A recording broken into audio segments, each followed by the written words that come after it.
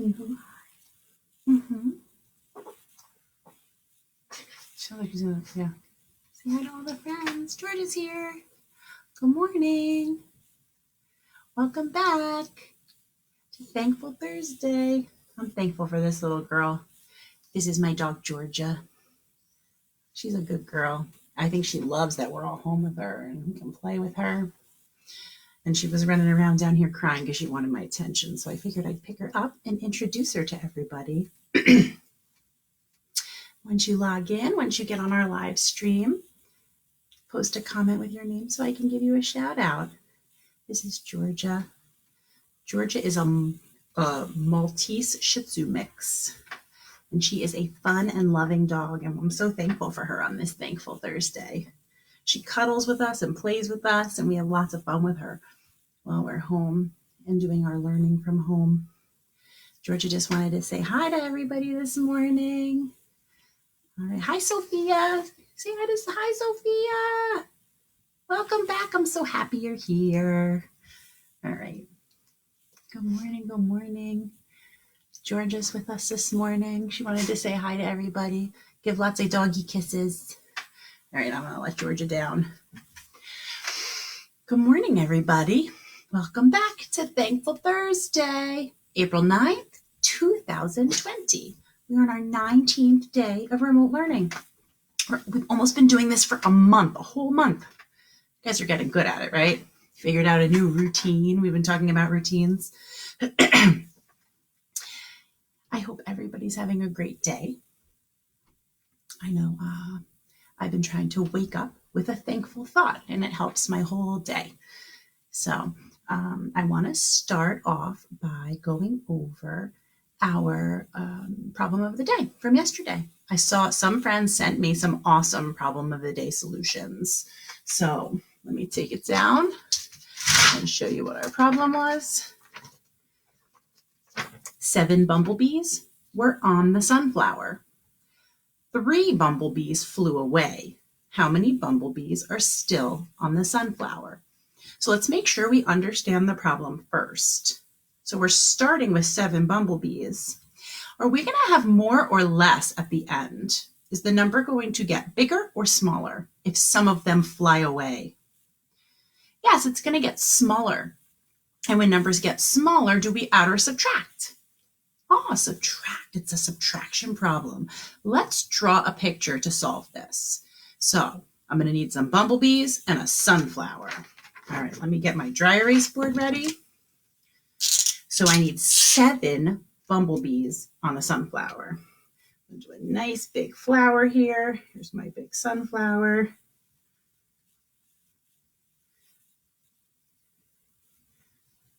All right, how's that for my sunflower? They have really big leaves, right? And I need how many bumblebees? 7.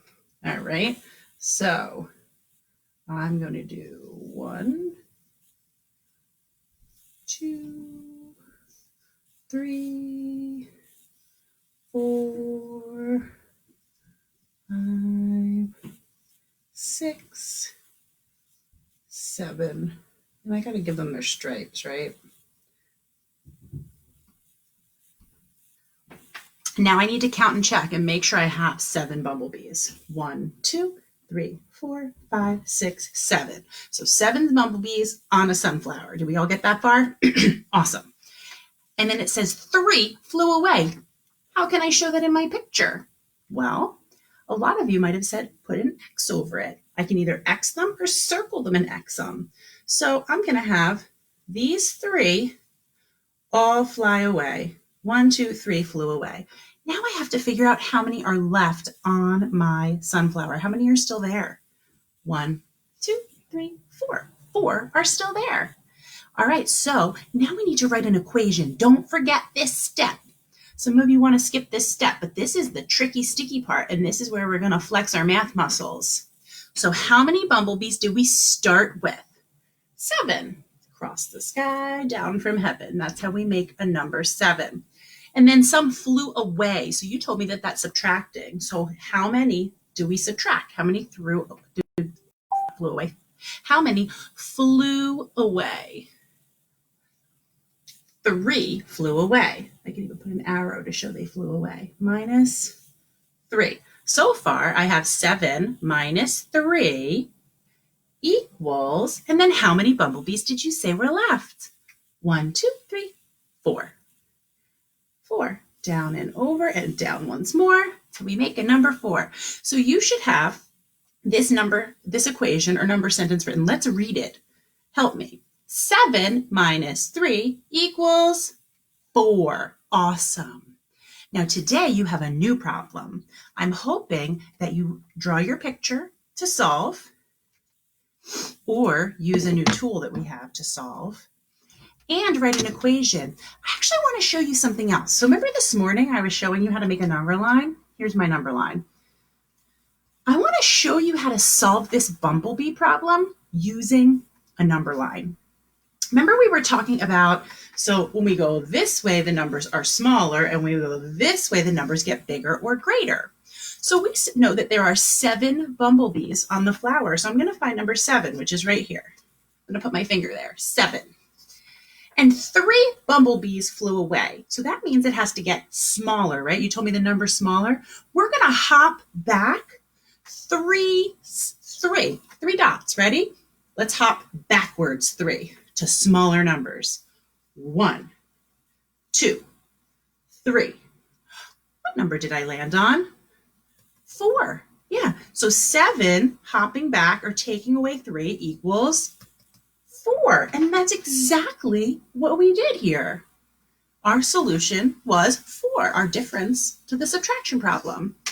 So that's how you can use a number line to solve a math problem.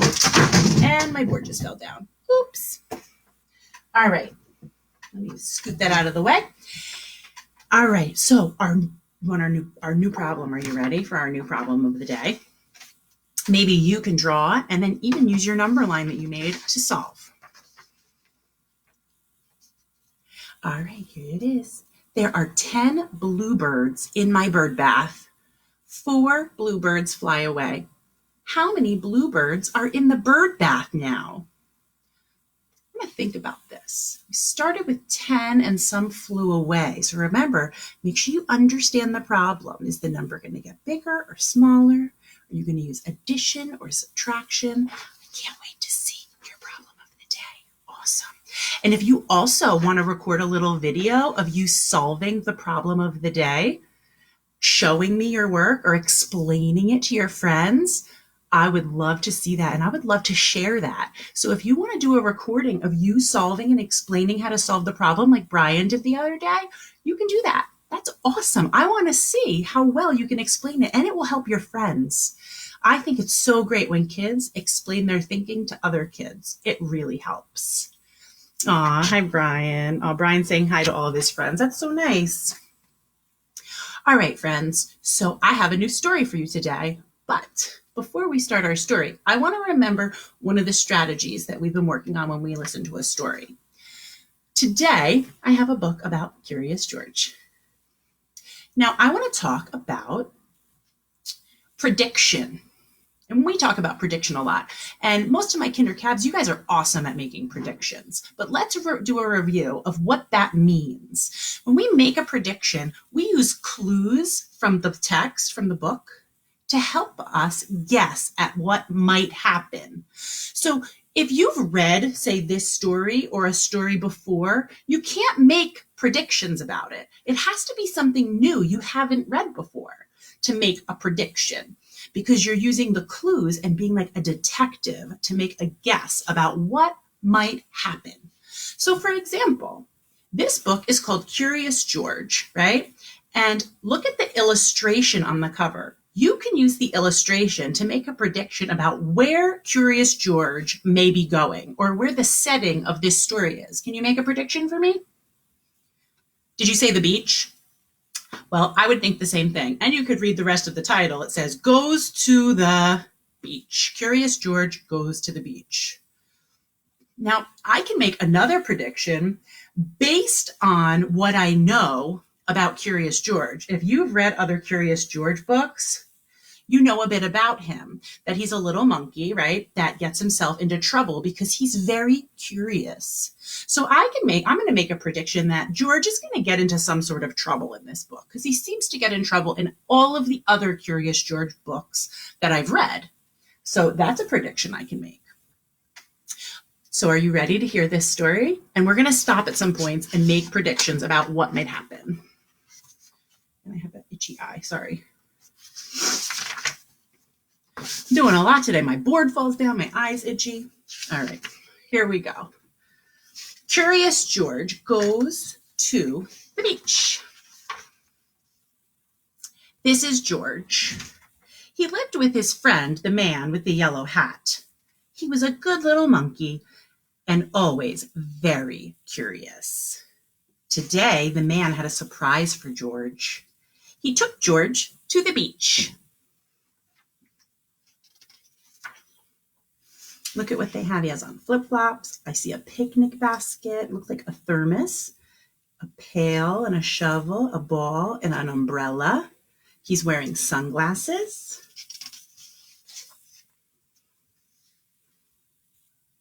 Okay.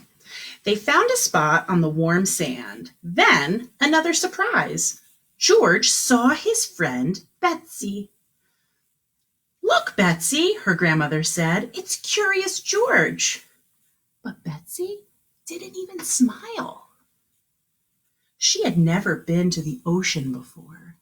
She was scared. Let's take a close look at Betsy's face. Can you see it? She's nervous. Maybe you felt nervous or scared when you've never done something. You're trying something new. Maybe you could think about your first day of kindergarten. Maybe you felt nervous. I know you're a good swimmer, the man told her. You'll be fine once you get in the water. Feeling better, Betsy walked toward the shore with her grandmother. George helped spread the beach blanket and set aside their lunch. He was looking forward to a picnic, but it was not yet time to eat. Look at their nice little setup on the beach.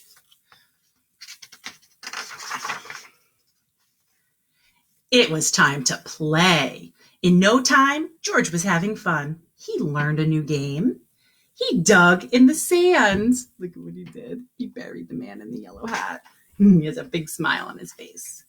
And he made a new friend. Monkeys are good at making new friends. Who did he make a friend with? Yeah, the crab. When he took a break, George watched the lifeguard. The lifeguard sat in a special chair, and sometimes he blew a whistle. Maybe you've seen a lifeguard before, and this is familiar to you. And sometimes he looked through binoculars. It looked like fun to be a lifeguard. George was curious. Could he be a lifeguard? Have any of you used binoculars before? Binoculars have two things that go up to your eyes, and you can see things far away. It magnifies it, so it looks like it's up closer. It helps the lifeguard to see farther into the ocean to keep everyone safe.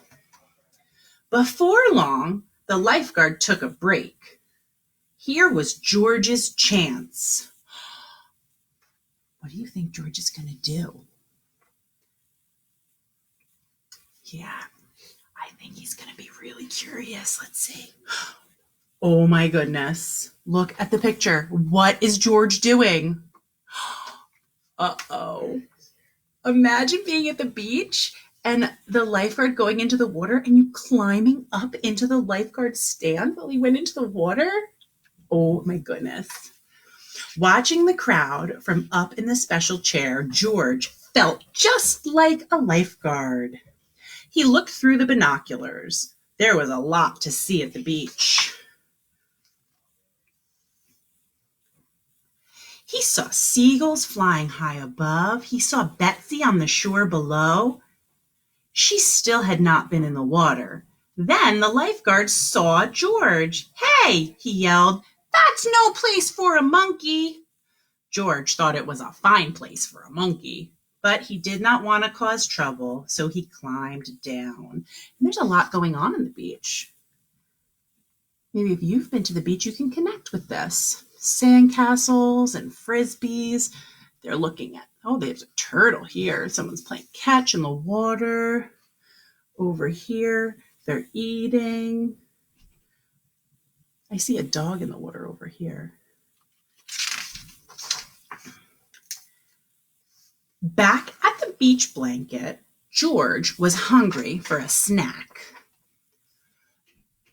No one would miss just one cracker, thought George. He took one out and put it on a napkin. It looked good. Now, if only he had some cheese. Uh-oh, what happened to his cracker? Well, he would just have to get a new one. George found another cracker and then turned back around. But now his cheese was gone. Wait, who could be taking his snacks? George was curious. He put down his cracker and waited. Look, he's hiding. He's like hiding and waiting to see what happened. Now let's make a prediction here. What do you think is happening? He had a cracker and a cheese that disappeared when he turned around. What do you think? Think about what you know. They're at the beach. What could have happened to the food when George turned around? If someone's there in the room, tell them your prediction. I think that a creature, some sort of beach creature, could have taken it. I've been to the beach a lot, so I can think of a few different types of creatures at the beach that might have taken it. Let's see if our predictions are correct. Let's confirm them. Now George saw who was taking his treats. It was a seagull, and he was still hungry. Have you ever had a seagull steal your snacks at the beach? I have. George took out another cracker, and the bird took it right out of his hand. What fun to feed the seagull. George saw more seagulls down by the water. Betsy was there too. George was curious. Could those seagulls be hungry? Now, I'm going to make another prediction here. Maybe you can. And here's the clues I'm going to use. I see George carrying a basket, their lunch basket and snack basket, and he said he wondered if those seagulls were hungry down by the shore. Are you thinking what I'm thinking? Do you predict that George is going to try to feed them what's in the basket? I'm curious if that's what's going to happen. Uh-oh. Indeed, they were hungry. Soon the whole flock had gathered. George could not feed them fast enough. Luckily, Betsy was glad to help. Out of the basket came more crackers, cookies, and cake, and even the bread for sandwiches. We confirmed our prediction. Do you see that? They fed the seagulls their food. Uh-oh, look at how many of them there are. Still, the birds were hungry. But when George reached for more snacks, the basket was gone. He and Betsy were having so much fun, they didn't even notice the tide coming in. Have you been at the beach where the tide comes in and the water gets higher and higher and higher? Maybe the waves crash and come closer to your things and you have to back up on the beach. So the tide came in. Can you picture this in your mind and took the basket? They didn't notice the picnic basket was floating out to sea. Oh my goodness. George felt bad. He hadn't meant to lose the basket. Could there be a way to catch it? George thought and thought. Then he remembered the lifeguard. George was no lifeguard, but to save the basket, he knew just what to do. Quickly, he found a float and carried it to the water. Jumping aboard, George began to paddle. He found a kickboard. He paddled out a little farther, and a little farther, and a little farther, until finally he reached the basket. Betsy cheered. Then, as George paddled back to the beach, Betsy swam out to meet him. Everyone was glad to see George safe on the shore. The lifeguard, who had seen everything from his chair, said, "That was some rescue." George felt proud. The man with the yellow hat picked up the basket. He was curious. "George, this is excuse me, this is our basket, he asked. Why do you think he's asking if it's our basket?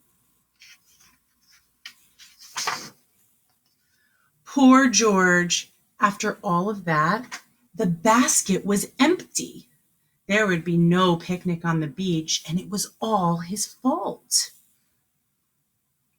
Then Betsy's grandmother said, "Won't you join us for lunch? We have plenty. And look, now we have a reason to celebrate thanks to George." They did have a reason to celebrate. Betsy was in the water, and she wasn't scared anymore. She was having fun. After everyone joined Betsy and George for a swim, it was time to eat at last. There were sandwiches and chips, bananas, cookies, and watermelon. There was plenty for everyone, and there was even a little for guests. Look who the guest is. And look at George's foot. He's using his foot to hand a piece of bread to the guest, another seagull. What a nice story about Curious George. I loved Curious George's adventures, and I bet you made a lot of connections while we read this story. You were making predictions, and we confirmed some of them, which is awesome. But I bet you made some connections, maybe to a time you went to the beach. Can you think of a time you went to the beach? Maybe you have gone to the beach, and if you haven't, you can still come up and create a story. So this is what I would like you to do today.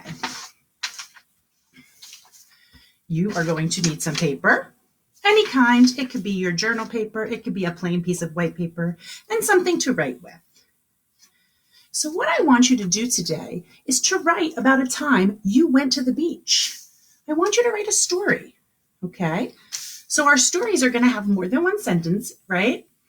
And I had an idea. I thought that today when you write your story, you can start with a sound word. I'm going to show you what I mean. So we were learning about onomatopoeia. Those are sound words like crash, boom, zap. Do you remember those cool sound words? Awesome writers, good writers that catch our attention, use those sound words in their writing.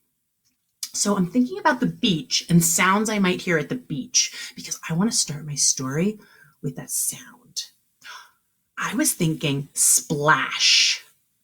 Ooh, yes. I'm going to start my story with the word splash.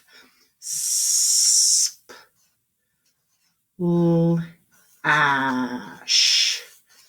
And an exclamation point because it's loud. Splash. And I'm going to put quotation marks around it because it's a loud noise that I hear.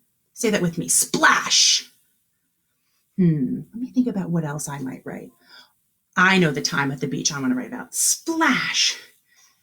JJ jumped